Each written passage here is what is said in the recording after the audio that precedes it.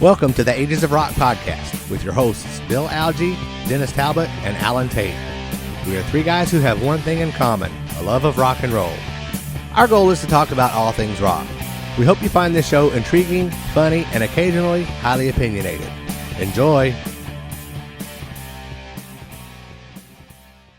Welcome to this week's episode of the Ages of Rock podcast. I'm Dennis Talbot. I'm here with Alan Tate and Bill Algie. We have not a special guest. He is going to be a co-host today, and it's the one and only Joe Polo, and he is from Podcast Rock City. Rock City. What's up, guys? All right, but Joe's been a friend of ours for a few years now. He's a fellow podcaster and just an all-around good guy. We've hung with him at some of these conventions and had a few beers and some food, and you know we've hung. Yeah, sure. But anyway, so he wanted to come on tonight, or we wanted to have him on, and we're just going to talk few different topics, talk about some latest news we've heard, and maybe even do a little bitching and some moaning. Who knows? No, on this show? Oh yeah. And it's not Ticketmaster. No, it's not. Ticketmaster hasn't pissed me off this week. To hell with Ticketmaster. That's right. We all know what Ticketmaster is all about. Joe, you look pretty chill there, man. You're like, for those of you that can't see that are listening to this, you're missing it because Joe is about 3 feet from being completely horizontal. I am in. He's like, okay, so I am in my my lazy boy that's in my Kiss lair, and I'm just. It's so big and wide that I could like sit sideways on it, and I'm big and wide, so I have to. Anyway, yeah. So I look very. Erin comfortable. is not watching this episode. Keep talking. She's not watching. She'll watch. She'll be like, I love those boys. I told Joe earlier he looks like he needs to be like dangling grapes down and taking them in as he's talking. There, he's all. I wish I had some grapes. Now you're making me hungry. But anyway, if you have not checked out Joe's show, he does it with Jody Habnot and Sonny Pooney is on there too, isn't it?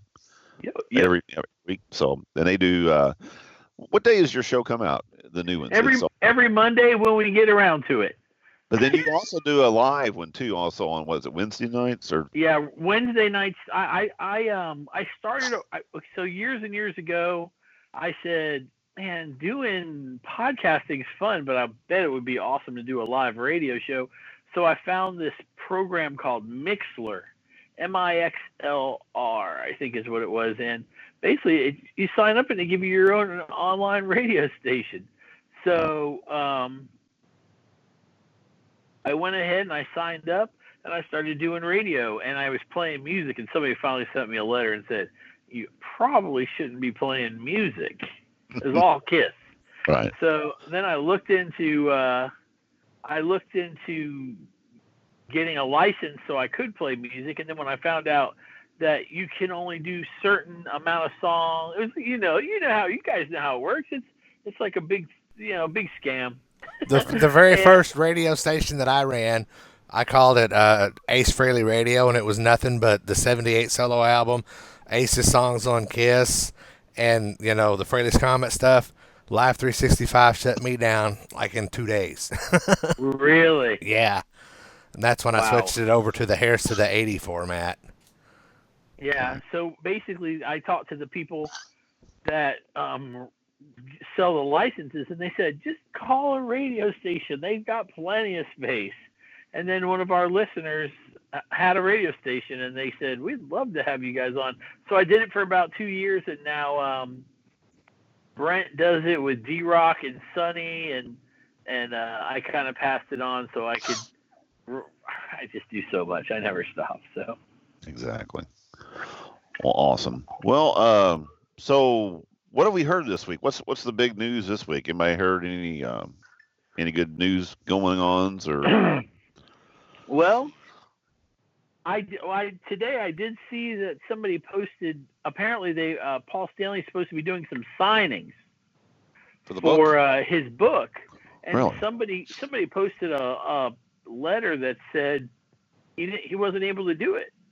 So I'm not sure what has happened. I hope everything's okay, you know, family wise or whatever. But that was one of the things I saw, and then of course, you know, Vinnie Vincent. Yeah, we're gonna get into the that. word. That's the thing. So you know, it's up for as far as KISS stuff goes. There's so much happening just Right. because they're on the road, but it's mostly check out this show, look at these videos, listen to how great they sound, move on. Joe, how many shows have you watched? I mean, how many shows have you seen so far? 4. 4. Okay. Where did you go? Las Vegas, New York, Atlanta, Birmingham. Oh, so you went to the last show then? You went to the last show on the leg? Yeah. Yeah. How was it? It was very good. Good. The only problem is they did have a problem though.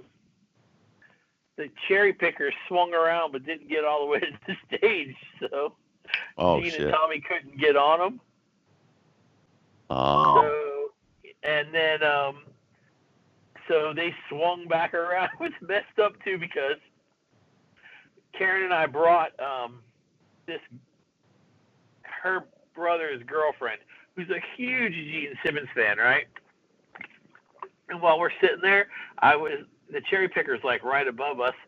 And for like the whole time before the show's going on, I'm going, look, Jennifer, he's going to be right there. No, he never made it. Damn it. I was like, so bad. And then now you guys know that little bluesy lick jam thing that Tommy and him, they did it like extra long. I heard that. And at the end, it's like Paul said something to the effect of, well, sometimes fun doesn't always come through to everybody. It was funny. But I'll tell you what, though, Gene, when he was playing the little bass line, I stopped and I said, I'm pretty sure he's playing Torpedo Girl. And he was playing the Torpedo Girl bass line. Boop, boop, boop, boop, boop, boop. I was like, that's pretty cool. I'd heard that a couple of times. Mm-hmm. Yeah, that's pretty awesome. And then that's the only other thing, man, so I saw the Painter 3 times now. Oh, geez. I got to be honest, I kind of like it, but in Alabama, and I'm sorry for all you Roll Tiders out there, but they played Sweet Home Alabama while he was doing a thing, you know? Right. And so the whole, I forget that I'm not in Atlanta, if that makes sense, because Atlanta's where I live.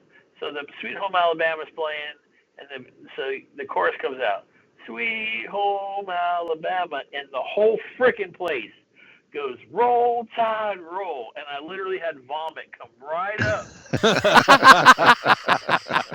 to here, where I was like, holy crap, I forgot where I was. And they did it every chorus. So my son's mom, otherwise known as my ex-wife, is a big Auburn fan, so of course I taped it and sent it to her. Like a good ex-husband should. Yeah, it was awesome. That's awesome. Yeah, so, I did see today. Go ahead. So go ahead.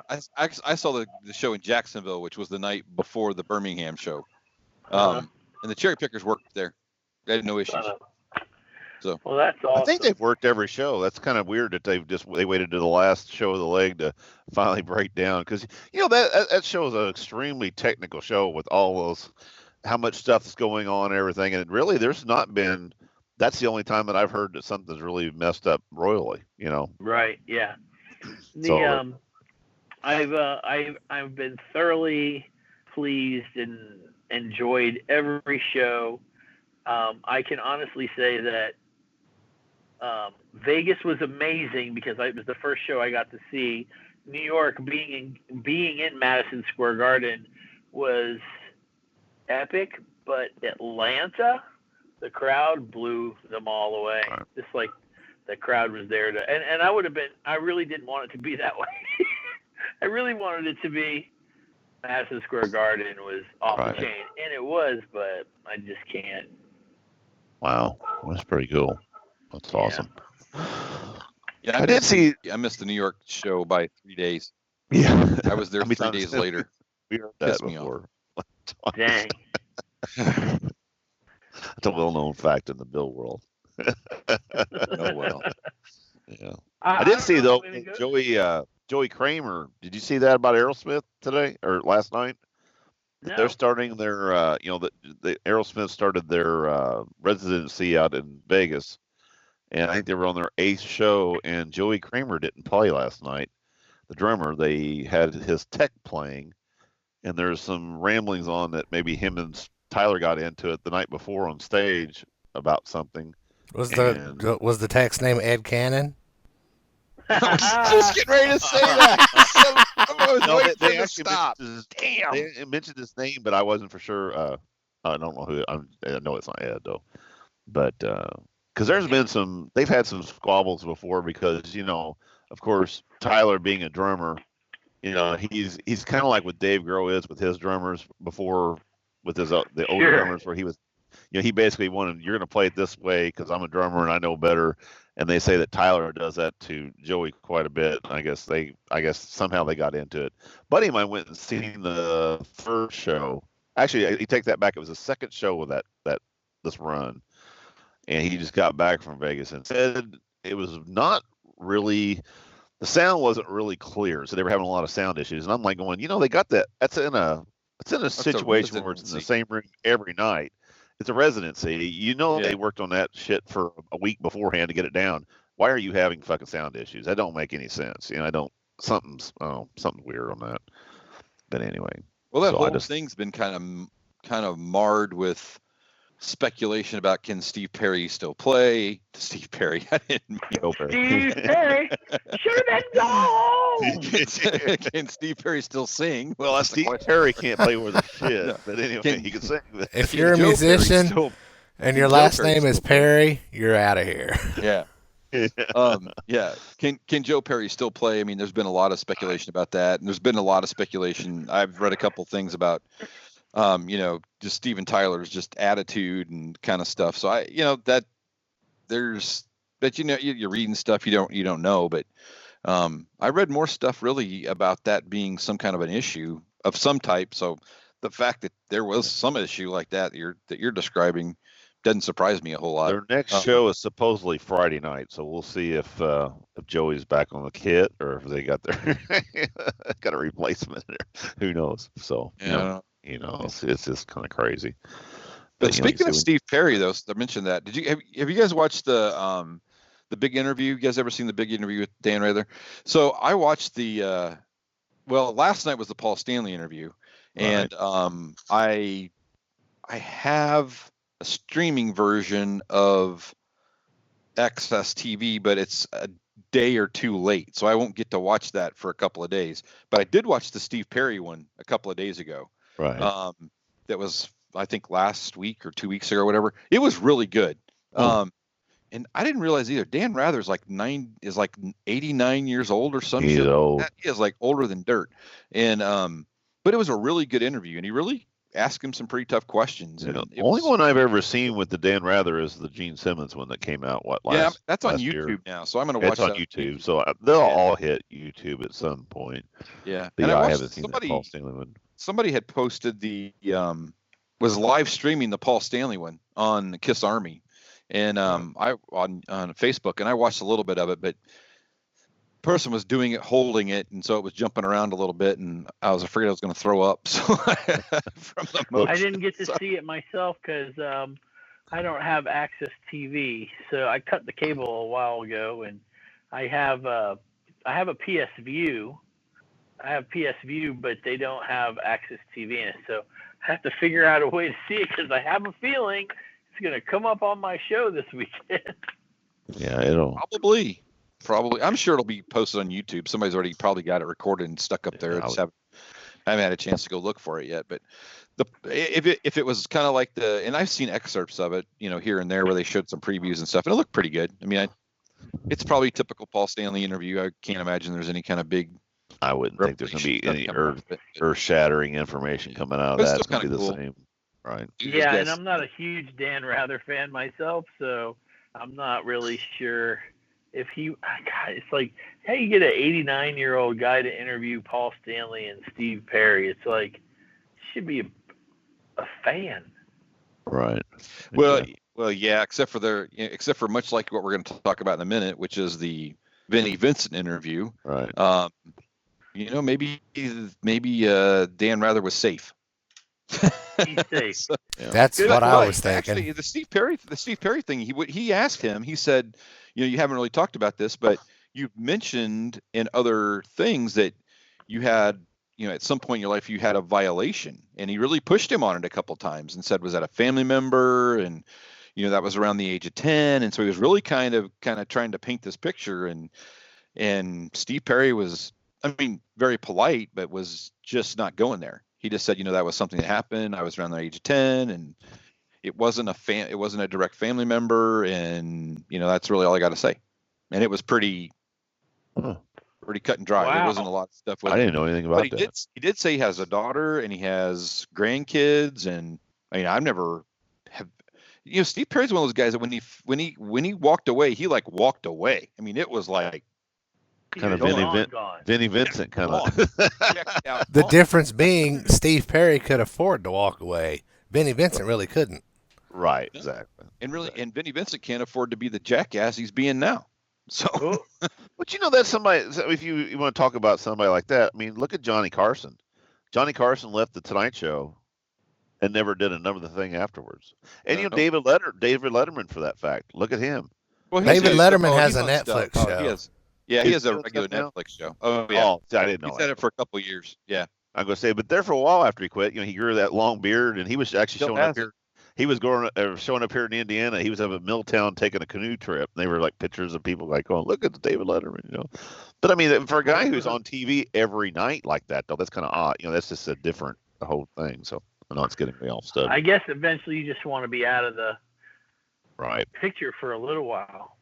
Yeah, you got to regroup. And so I got a question for you, Joe. What are your thoughts about So what do you think? A question about two things. One, Paul Stanley's vocals, and two, how are they doing this tour? They did a leg in the U.S., a leg in Europe, leg in the U.S., leg in Australia. What just thoughts? Well, okay. So in my personal view, I'm not sure so much on the last two shows that I saw, but I did feel like Paul Stanley was being propped up a little bit vocally. I don't think that he was lip syncing. But I think that he was definitely being held up maybe a little, technology or whatever. And for me, I don't care. I'm like, when I go see Britney Spears, I know she ain't singing, and I'm fine with that. Just let me watch. Well, yeah, but that's a totally different discussion. I let y'all in on something when it comes to me. But anyway, I don't know. I've said it before. I want my final memories of Paul Stanley sounding as good as he possibly can. And I really felt like it was tasteful how they did it. They did not try to trick me and put on some recording from Paul in 1977. Right. It was not that. If he was lip syncing, I'm fooled because I was close. I had fifth row for Las Vegas. That was on accident. And I stood right there. I watched Paul sing. There's no lip syncing. I didn't, and all the guys that from the show that were there, we all felt the same way. We felt like it was some kind of technology going on, but nothing like full on lip syncing. Right. And then when it comes to the show and how the tour is going, I don't know. It seems like they're going to do. They did here. Now they're going overseas, and they're going to come back. Then they're going to go where? Australia next after that. I think so. And then what's after that? The cruise? No, the cruise is The cruise starts on October the 29th. And then after the cruise, they go to Australia. Are you going to be on the cruise, Joe? No. Damn it. Now my trip is ruined. Oh. Well, let me ask you this. Who's going with you? I'm going by myself. Not me. You're going by yourself? Well, I have a bunch of friends that are going to be on the cruise. You know, I found some. Here in your room? Uh-huh. I have roommates. Well, that's what I'm saying. Oh, yeah. One of the Facebook groups had a place where you could search for cabin mates or whatever. I found a couple of cabin mates, so it's not too terribly expensive. Yeah, it's not, and you're never in your room anyway. That's exactly right. Yeah. I'm not going to be there because I decided to do Madison Square Garden and Las Vegas instead, since I'd never been to Madison Square Garden. And this, I believe, was my last chance. So, because I hear once they play there, wherever they're playing, they're done. They're not going back. So I don't know what's going to happen with the last show. Right. If it's at Madison Square Garden, I'm going to be pissed. Well, because they played the Forum too, right? They played the Forum in LA, or no? Did they play the Honda Center? I thought it was the Forum. So it was yeah. But if you're they have. What about There are other Detroit? venues in New York, I'm sure. Yeah, well, there's the Barclays Center, which is in New York City, which they didn't play there. Right. Yeah, but- Yankee Stadium. Yeah, I mean, But you know, that, but I want we the we've last show talked to be about it. special. I They're want it to be going to someplace play special. Barkley, though. Right. Yeah. But like we've talked, they missed St. Louis completely.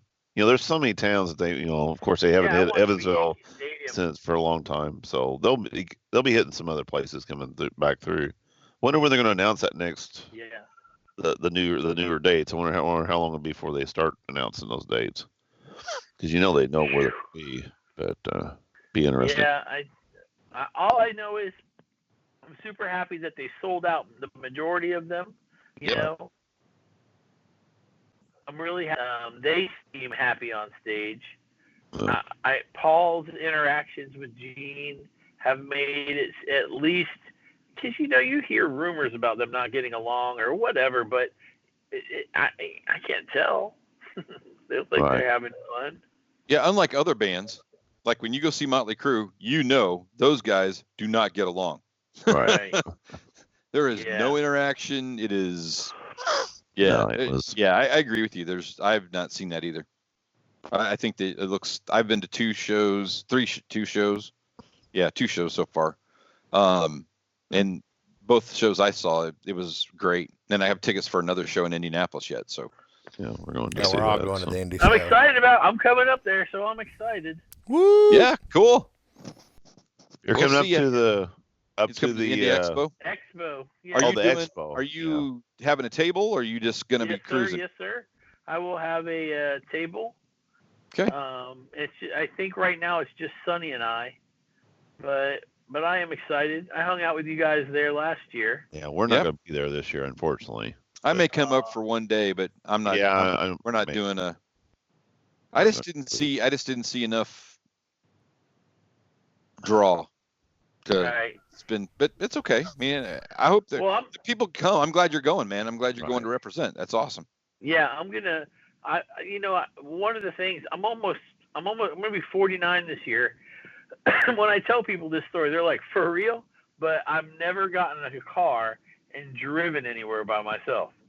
So I decided this year I'm going to drive to Indianapolis. Oh yeah, that won't be bad. Yeah. It's not too bad. It's like 8 or 9 hours. Right. And I was like, that's what I want to do, because that would give me some more life experience. I like doing. You guys know it. I'm always doing something. And I like living my life, and I just want to try something else. Karen's like, because when I get in a car, I can drive for like 3 hours and then I get sleepy. So she's like, you're gonna have to stop every 3 hours for take a nap. Get a hotel and take a nap.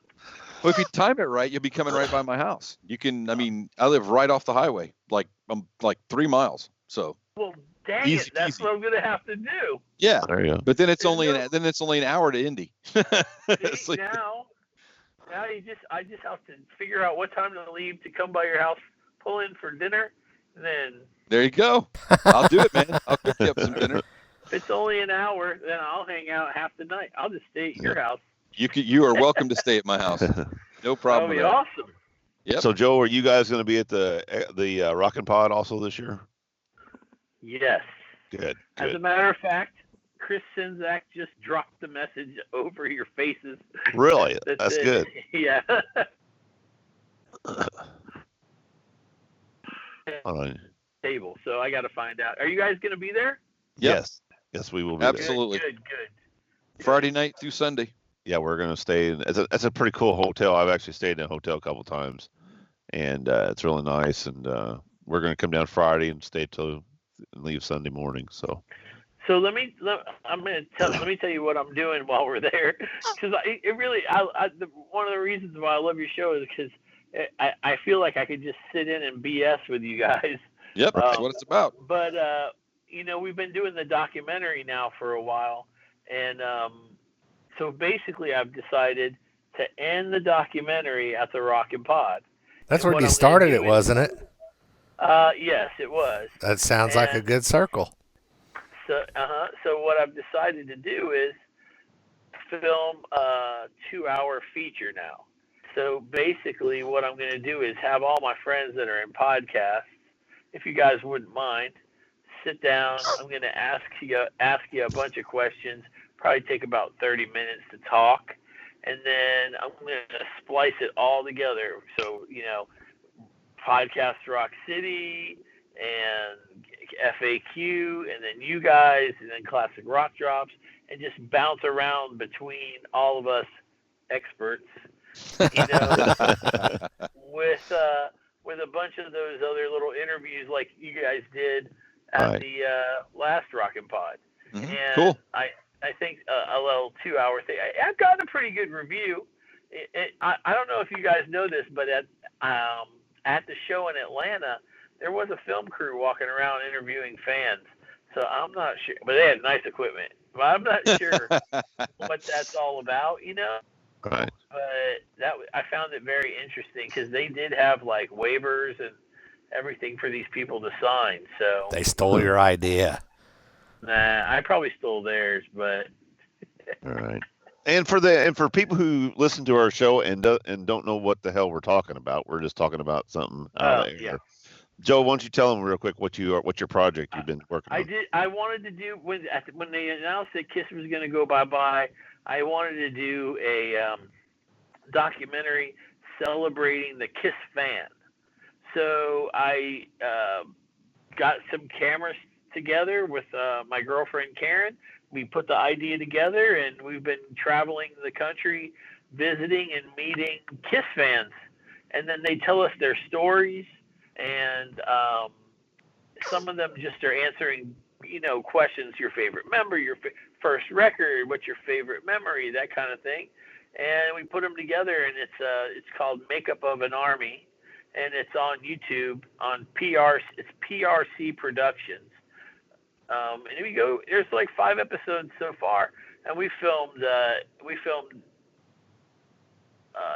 in Nashville, we filmed in New Jersey, we filmed in New York, we filmed on the KISS cruise, we just filmed in Birmingham, and then obviously I'm going to come to Indy and film all you guys, and then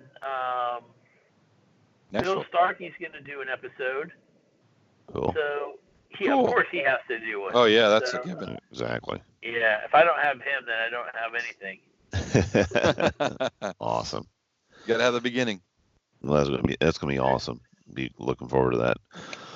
So, you want to delve into this? We actually, one of our friends and a former guest we've had on, Mr. Mitch LaFawn, had a little interview this week. Somebody we know stuck their little head back up out of the dark, and actually started out, was it last week or the week before, announcing another gig that he's going to have in Nashville at the SIR Studios what Speedball Jam, I think is what he's calling it. Yeah, I think the last record he did, or one of the. Yeah. That went down the wrong pipe. He's dying. Joe's dying. We got it on film. And we've got it on film. Let me stand up. Hold on. All right. Hopefully he's got pants. Crap. It's because I'm too relaxed. That's it. Maybe you got one of them grapes stuck down your throat or something. You got a grape stuck in your throat. God bless. You all right? On camera too. Yeah. If you just had water instead of vodka in that bottle, you'd be all right. How'd you know what I was drinking? Well, that's what we all drink too. You can tell. I just have a red big Solo cup. God bless. It's like one little spot's all dry. All right, Vinnie Vincent. All right. Sucks. But anyway, this the Speedball Jam thing was one of the last couple albums that he actually did, and he did a little stint, and so that's what he's trying to bring back out, the Speedball Jam thing. And so he's basically just a big jam where he's just noodling all over for whatever. But anyway, he's going for another cash grab, and it's going to be 360 people at $300 a person.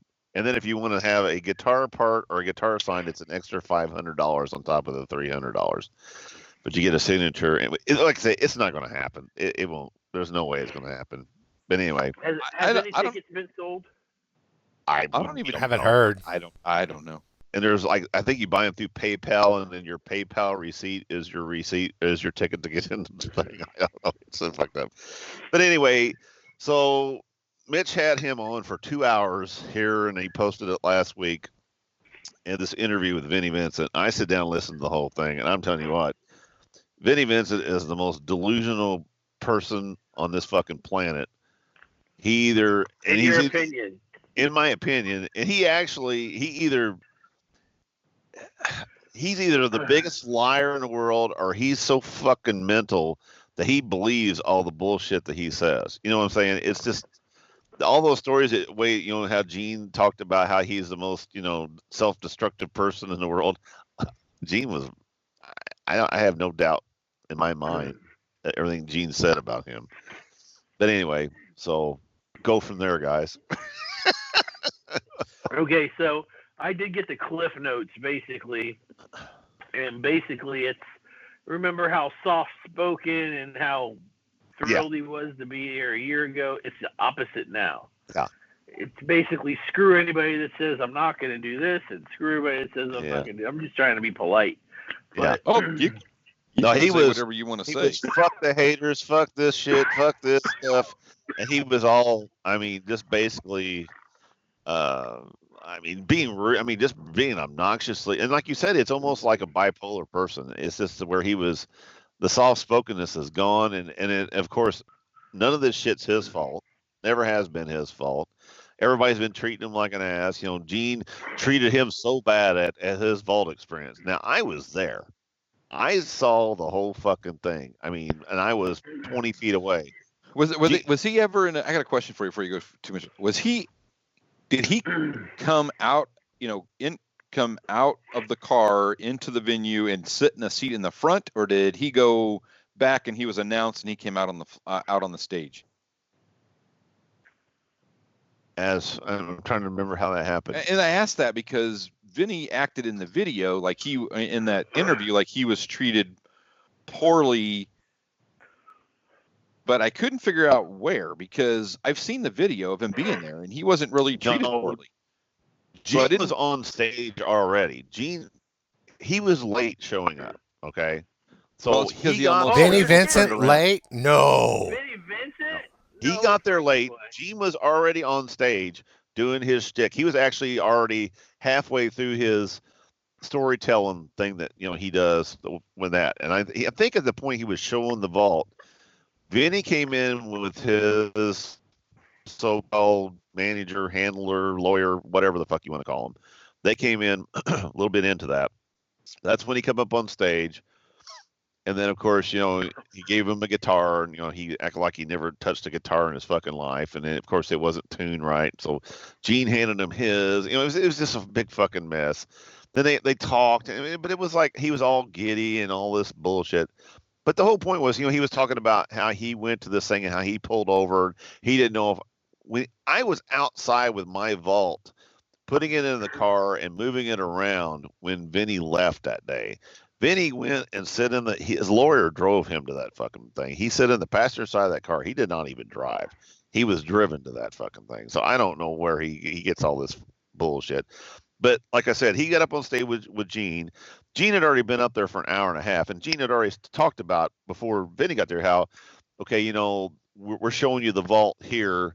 We used to show everybody when we went back there, but we've just learned over time it takes too much time, and everybody sees it. How many people are in this room. You're going to get just a few minutes, but we're going to make it the best we can.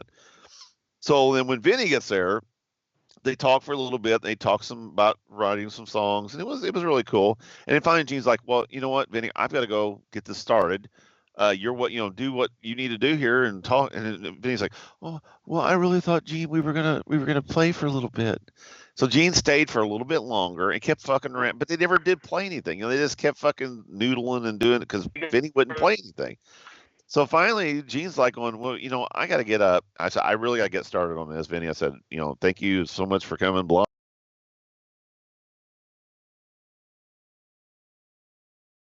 3, 2, 1. So- What's up, everybody? Joe here. So there I was. I'm sorry. No, so what we were talking about the Vinny, about Gene Talking and- about Vinny and being on stage Yeah. and Gene leaving him up there, and then you Right. putting your stuff in the car, and Right. he had a ride home because he didn't Right. drive himself. But the whole point is whenever when Gene left the stage then for the final time and said, Vinny, here, talk to the people, do whatever you want, play music, hey, this is your audience. He stayed up there for about another minute and a half, didn't say one peep, got up, walked with him and his manager to the back of the room, got his little card table out, and then, because Gene let him come to his thing and sell autographs. I mean, that's not being mean to him. He allowed him to make money, here, sign autographs. And Gene said, Vinny will be signing things at the back of the room. Once I'm gone, go back there, get whatever you want signed. So what you're saying is that what he's told Mitch on that show's not It's all exactly what bullshit. happened. It's all fucking bullshit. And the thing is there wasn't a gajillion people there. There was only maybe 1,000 people there at the time, but I was there and seen it. And I mean, Gene was as cordial as you could get. And Vinny was like he was, remember in Atlanta, he was all happy to be there. And like you said, Joe, like you said, at first he was all real nice and, really passe about stuff. And like I said in this interview, he's like a bulldog, trying He's getting run over now, though. People are running him over now. I ran him over on my show because I'm tired, man. It's like I was so happy to see him in Atlanta. Right. I was so happy to see that he had come out to hang out with his friends and see his fans, and nobody treated him bad. All the fans were loving on him. I remember when I got my picture taken with him, I said, because I don't know what Vinnie Vincent, I don't know him. I don't know if he's got a problem with being out in public. I don't know anything. But I was very nice to him. And when I had my picture taken with him, I said, look, I don't really know you, but I'm proud of you right now. This took a lot. And for me, when I was saying I was proud of him, it had less to do with him coming out of the shadows and being Vinnie Vincent, here I am, and more being who he is now. Does that make sense? Right. Yep. Took a lot of guts. All the jokes aside, it took a lot of guts for him to show up, dressed the way he was dressed, acting the way he was acting, and I'm fine with that. I don't have a problem with that, and I was very proud of him for doing that. And now, it's like if the whole thing was the whole thing. I don't know. I wish people that work with him would speak. They do every once in a while, but like this Derek Christopher guy, Right. doesn't say anything, and it's just disappointing. Right. Because it was almost like all is well with the Kiss world. Kumbaya. Nope. Well, the weird thing. Well, go ahead, Bill. Well, he talked in that video in the interview about driving to the event. Well, at first he said, Gene emailed him, and he emailed him back on an email that he didn't normally check, and there was this time lapse difference thing, and then he talks about, he said he would do it. Then he's like, I don't know why I would, do that shit with him because of how he treated me, and why would somebody want to go do that? And I'm like, and the whole time he's saying this, he's like, well, I shouldn't have done, I don't know why I really even thought about doing it. And then, I stopped 3 or 4 times on the way there and tried to talk myself into it was the right thing to do, whatever. Dude, if somebody, do the 4 of you, sorry, I see myself up in the corner and a little wound up. Do the 3 of you have people that that if they were on fire, you would not piss on them because they have done something to you that just is beyond restitution? Right. Yes. Right. Yes. If you're Vinnie Vincent and you're sitting in a car and you get a phone call from a guy that has sued you and publicly stated, I will pay, instead of paying you $2 million to stop this lawsuit, I will pay my lawyers $2 million to make this thing drag out to where you don't have anything. That's not a guy that you want to be friends with. Right. And if the guy calls you and invites you somewhere, you go, dude, suck it. I'm not coming. But you didn't do that, dumbass. No, because he you needed didn't money do it for a reason. You did it because you were trying to use him as a vehicle. Right. And don't sit there and act like you're a victim when you're not the victim. You were just being a punk ass bitch. That's all there was to it. Don't act like that. But you know what, too, though, at Atlanta, when Joe said, too, he come out and everybody was like going kind of that shock and awe, at first. And it's like, holy shit. But you know what? For a long time, and it really wasn't, I don't think it was really until he canceled that first gig, and fucked a bunch of people on their plane tickets and shit like that, that people started getting kind of nasty about him. And when he backed out of the Rockin' Pod and all that, when he started doing the old Vinny shit. But there for a long time, there wasn't a single podcast or anybody who said anything against him and what his look or whatever. Everybody was being very, very polite, was being very, they didn't really, nobody there were really people posting stuff that was pretty off color. Trolls were, but there again, people like us, people who had podcasts and had a voice and could talk about stuff like that, everybody gave Vinny, benefit of the doubt. And agreed. I agree. And then with that. he just absolutely took that and just shit on it. I mean, just took a dump. So, well, it became, Chris Czynszak was at the Vinny vault as well, right? Yeah, I was standing right next to Chris. We stood there all day and talked. Yeah. And then I talked to Chris, and that whole thing wound up falling apart. Right. And in which case, Chris was like, he said, he came to me and said, I want to do your expo.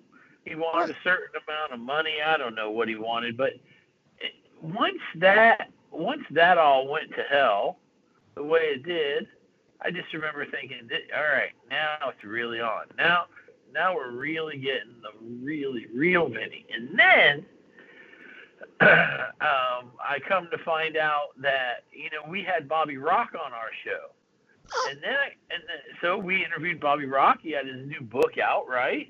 Mm-hmm. And hey, just want to let you know, Vinny and Vincent will not be doing your show because you had Bobby Rock on. Wow. And it's like, okay, well, I didn't really want to talk to that lady anyway, but we're cool. We're cool. I heard everything I needed to hear. I'm still waiting on my 2, box sets, and right. it's like you're going to be nasty now because we interviewed some guy who on my show I asked Bobby Rock, let me ask you a question. Is this book going to be just a bash Vinnie book? And they went on to say all kinds of nice things about Vinnie. And that was my thing. I wanted to make sure that we weren't going to just get that bash Vinnie book, you know? And so it wasn't even like Bobby Rock said anything awful about him on my show. But then I get word Vinnie's not doing anybody's show that's had Bobby Rock on now. And why? You're cutting your own throat because now I don't like you. Well, all of us have had Bobby Rock on our show, so Yeah. he kind of fucked himself. It's not been a big deal. So there were multiple things in that interview. I mean, the other thing that I would just set me off was, he's telling people, he said in that interview a couple things. One thing he said was he's at all these tapes. Bullshit. He's at all these tapes of every show, every Creatures of the Night show they did, every Lick It Up show that they did, and he taped them from the side of the stage, and they're high quality with a cassette. Well, you got the word high. That's about the only thing that's correct. Somebody's fucking high. I'm like, I'm sitting there going, unless he's got a direct feed from something on the side of the stage, he didn't get shit because you can't. That's horrible. It's going to sound like a mess because they're not. Yeah, early the whole time he's 1980s saying that, technology. No, you're not going to get a good recording. No way, man. The whole time he's talking about, I'm walking actually.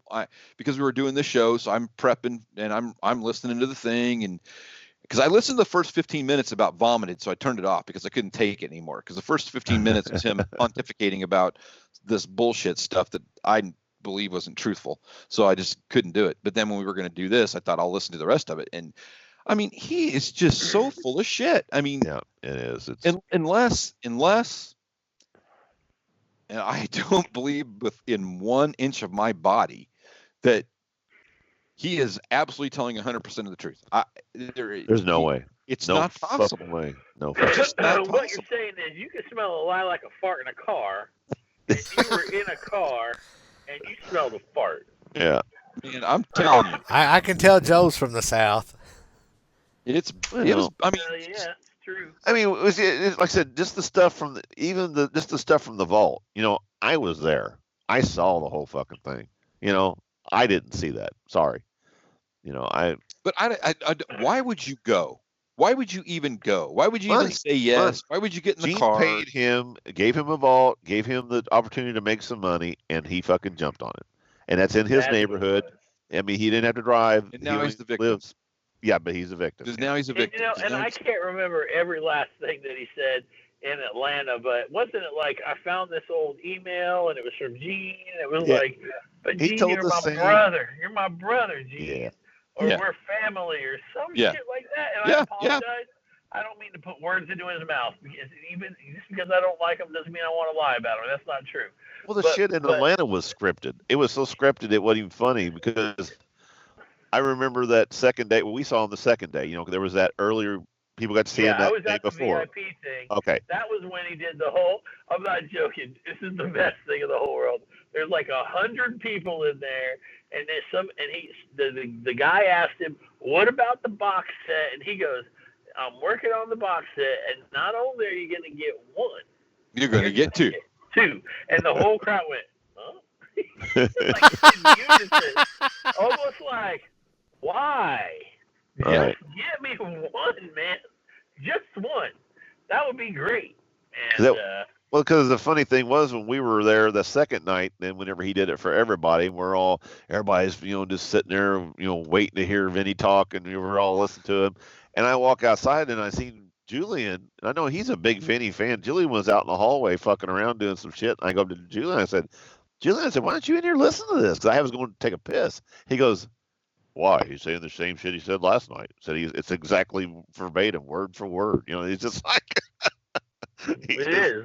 It was absolutely scripted. Because matter of fact, he even said, I think one time whenever he was talking to that Christopher guy, was this what I was supposed to say? Or is this how I said it yesterday?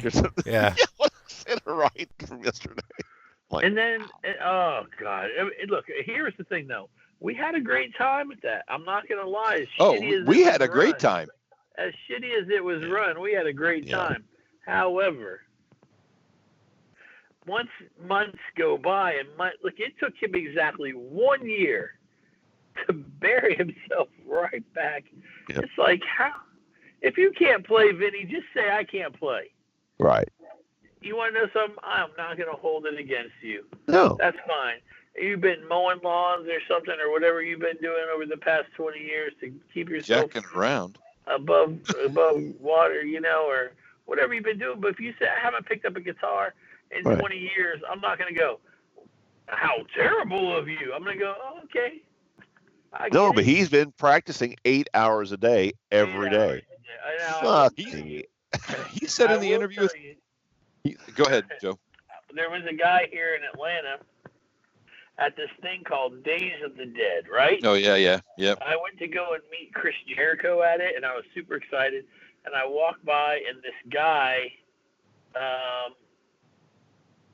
you there? Yeah.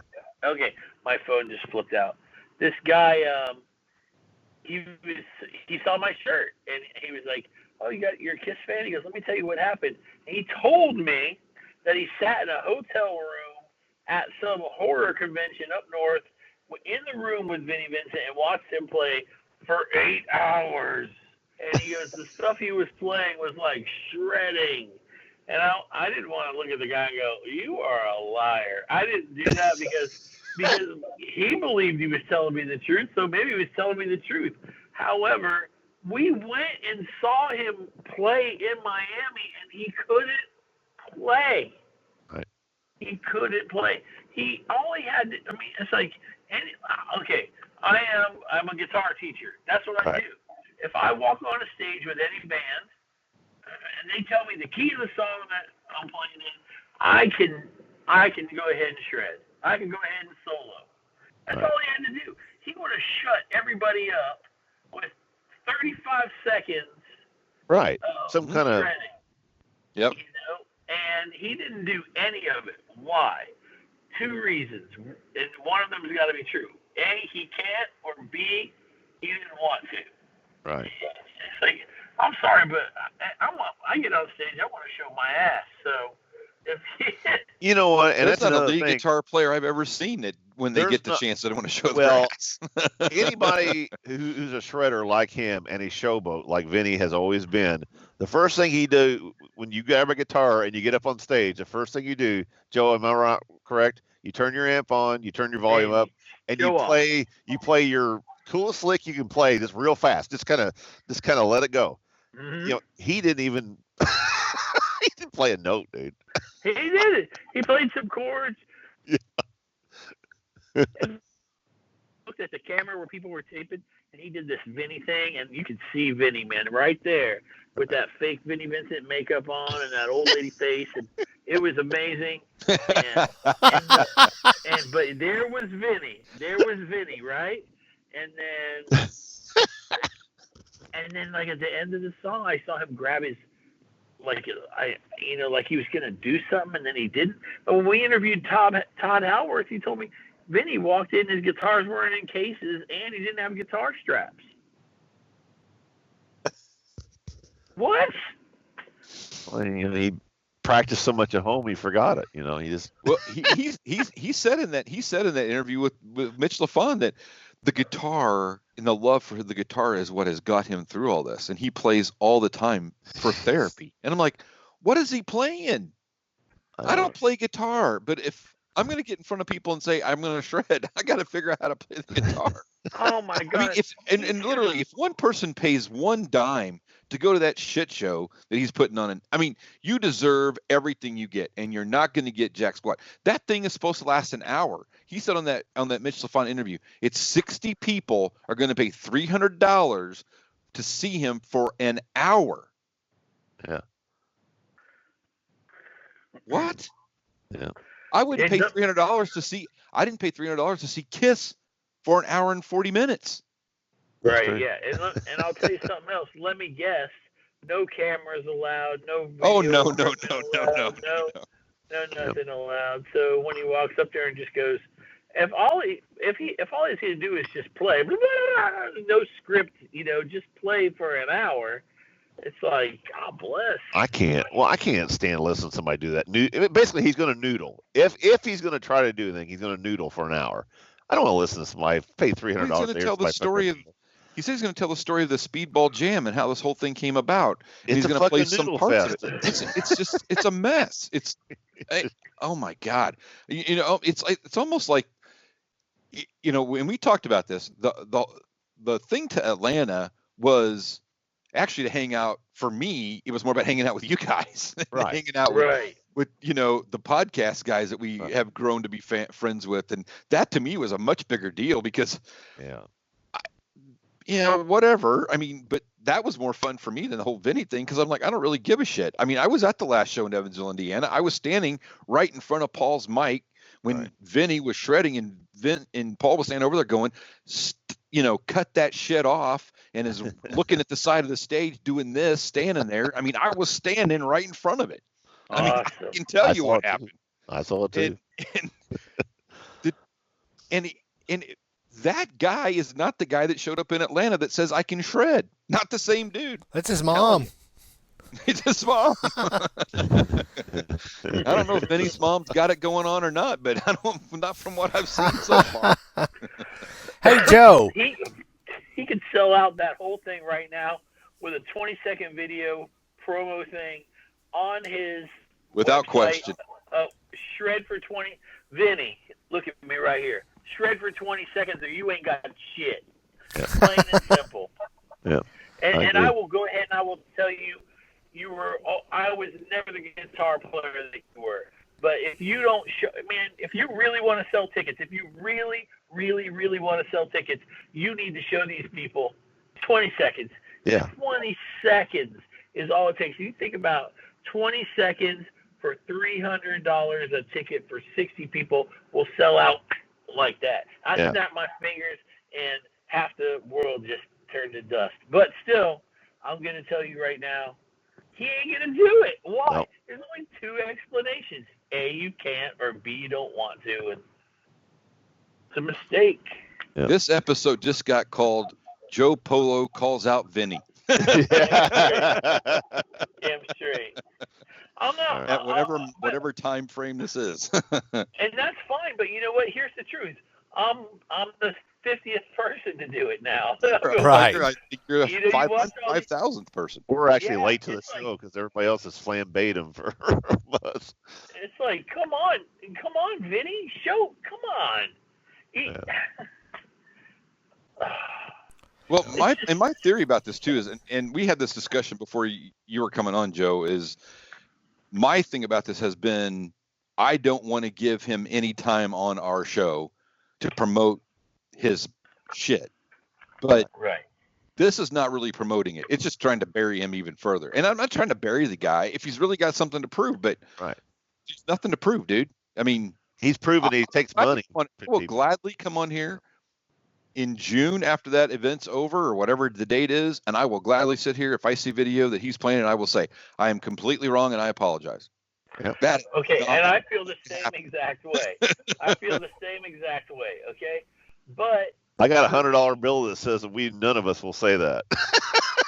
But Nobody will say. Here's my thing, though. I want to. Right. I want to. I do, but for not going to happen. 60 fans that love him so much that they'll pay $300 to see him shred, don't disappoint those people. Yeah. Don't disappoint them. You got 60 fans left, maybe. Don't disappoint them. It's like, go out there and do the best thing that you possibly can and kick ass. And then when it's all over, I'll be just like you guys. I'll be like, man, that was awesome. Yeah. Thank you. Yeah. And on that note, I think this is probably a good place to stop our Vinnie bashing. There you go. and let's give Joe an opportunity to promote Podcast Rock City. There you go. Yeah, we are getting late, aren't we, on our? Okay, yeah. We're rambling on. I don't really care about that show that I do anymore. Oh, liar! It's a hat show. Okay, Podcast Rock City every Monday iTunes and Google and Spotify. I guess I don't know. I've been doing it for 5 years, and it's fun to do, and it's just like you guys. You get together, you talk with your friends.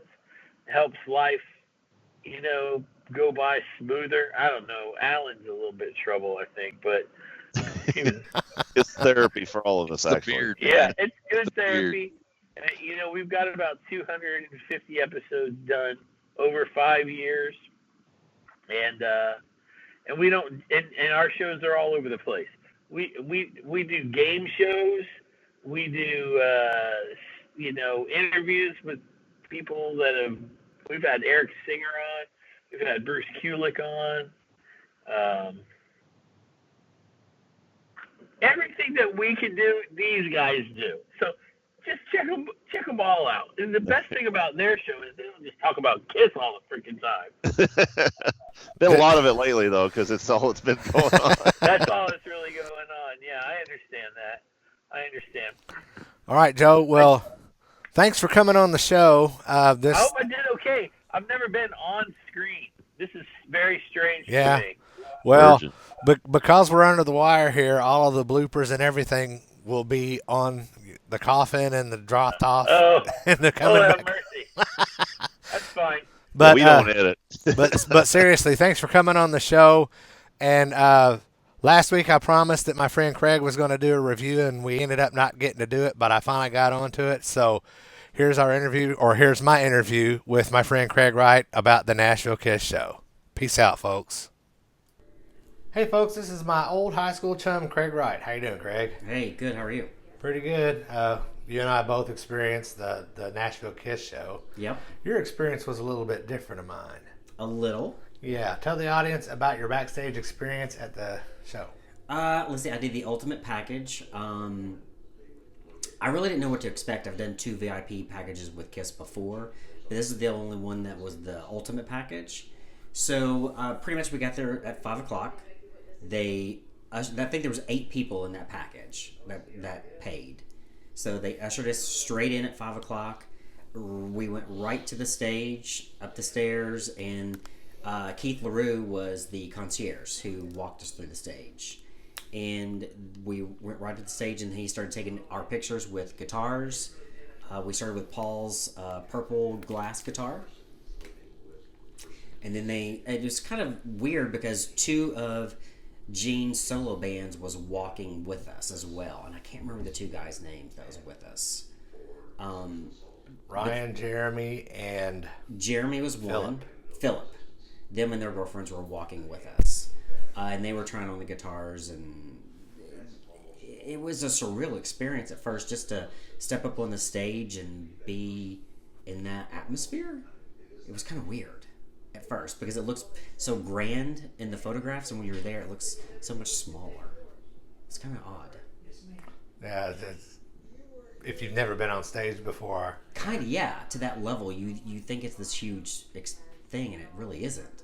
So they did Paul's guitar first, and then we took pictures with Sammy the Serpent, and then with Gene's guitar. I might be a little bit jealous about Sammy. Yeah, that was pretty cool. And what's interesting, as soon as we got up on stage, everybody flocked to Sam the Serpent. Well, certain people were doing the pictures with the guitar. Everybody was focused on that. And then after that, we did pictures with Eric's guitar, with drums, his drum set.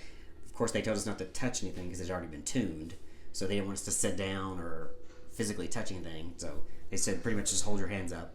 And they took pictures that way, which is pretty cool.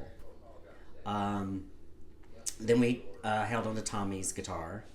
Then they took us around to where they keep Paul and Tommy's guitars and showed us all those for the show and the straps. And then they took us backstage to try on the boots. So basically we had Paul's boots and Gene's boots, and they were their backup pair to try on. I was kind of curious if those were really their boots. They said they were their backups. Or they were props. They said they were their backups. So interesting. I could only go with what they said. Yeah. I thought there would be more support in like the ankles. Do you know what I mean? Because like Paul's is 2 pieces. So like from his ankle up is a piece, and then the boot is a piece. It's kind of like right at your ankle. it's kind of weird. And I thought they would have some support in the ankle for him jumping around. Not so much, huh? None. Huh. It was weird to put those. That was the whole, for me, that was the whole thing, was the boots. And then after the boots, they kind of ushered us into a green room to sit until the show started, kind of. And then, sorry. After the boots, we went backstage and we did a meet and greet with the band. And it was pretty much us in a hallway with Gene and Tommy for the longest time.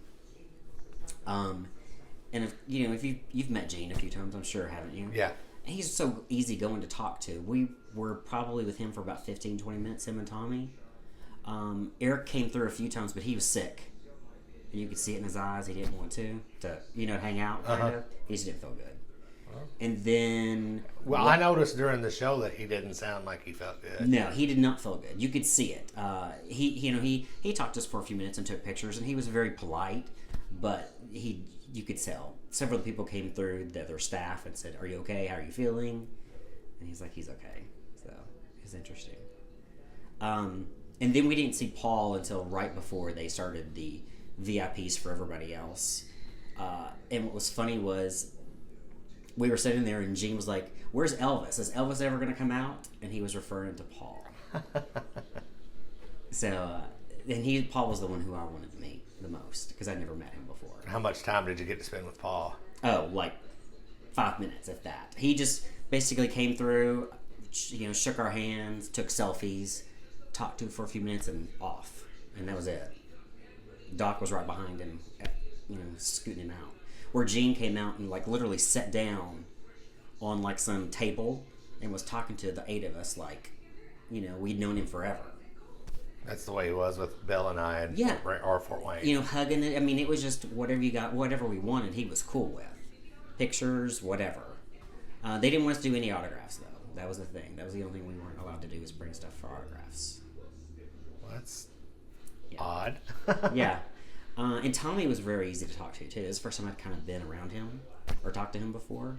Well, the last time I spoke to Tommy was July the 9th, 1995. Oh, wow. Well, that was during the convention. The convention. That's and right. that's the first time I ran into you since we had graduated high school. That's right, because I was at that. Yeah.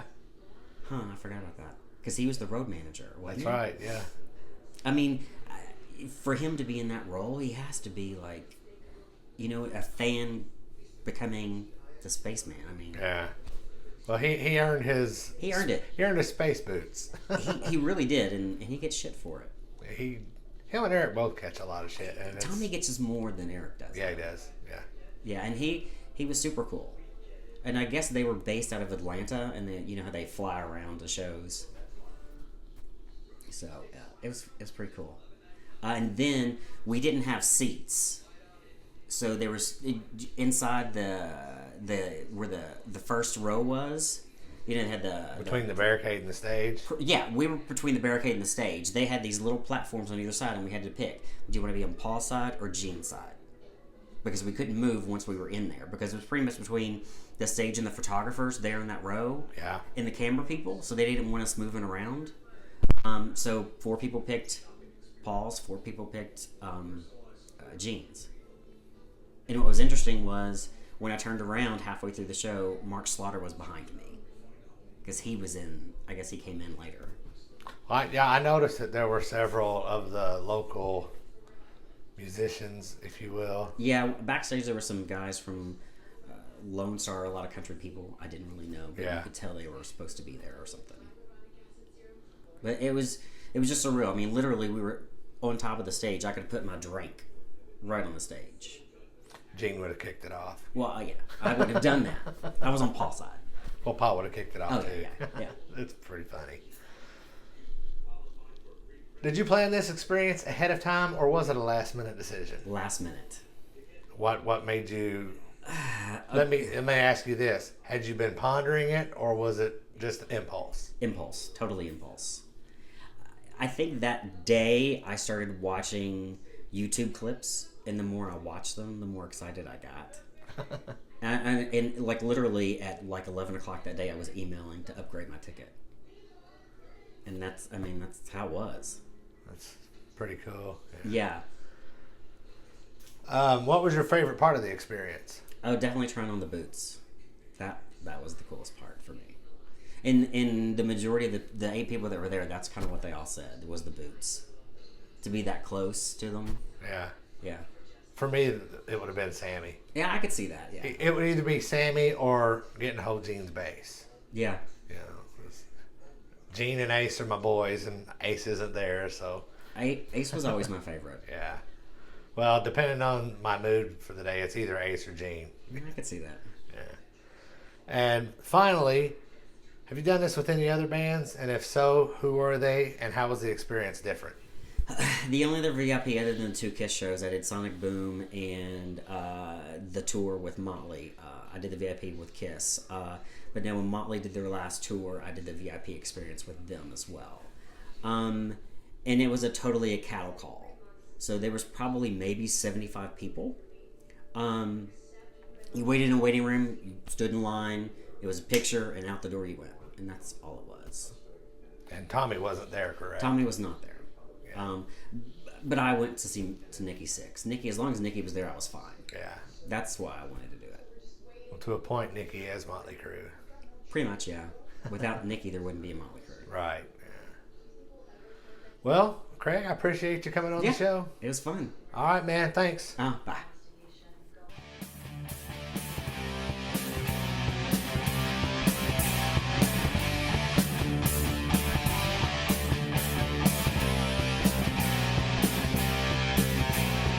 Thanks for listening to the Ages of Rock podcast.